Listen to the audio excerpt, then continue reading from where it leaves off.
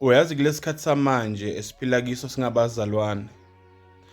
Ngesikhathi sikhulekela amadimoni, ngesikhathi sikhulekela imimoya emdaka, ngesikhathi sikhulekela uSathane. Asike siyishintshe indlela sesikhuleka ngayo singabazalwane.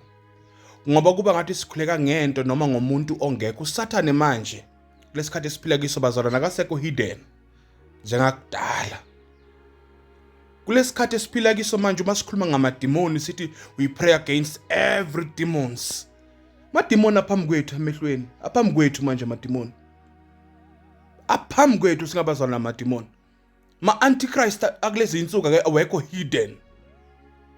Awasafani ma-antichrist nawakudala ebewa hidden asatshiwa. Ma-antichrist these days they have audience, they have followers phambi kwethu thina singabazalwane. If thina we are saying we are praying against every spirit in the name of Jesus, naba labantu phambi kwethu, they are winning souls. Antichrist, they are winning souls for their kingdom. Uma sithi sikhulekela uSathane, yimuphi lo Sathane esimkhulekela ngoba yonke into manje iphambi kwethu. Uma sikhuluma about ma devil worshippers, now ma devil worshippers phambi kwethu kulezi insuku. Akusafani isikhathi sakudala wawuzwa nge devil worshipper. Kulesikhathi manje we see devil worshippers with our own naked eyes.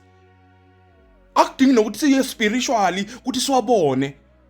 Kulezi insuku ama-devil worship akhona phambi kwethu singabazalwane. Nyalo into ekumele siyikhulekele ukuthi imimoya imanifest because siyakhona ukuyibona le moya esasiyikhulekela kudala singayiboni. Manje la imimoya phambi kwethu that we need to pray imanifest suke.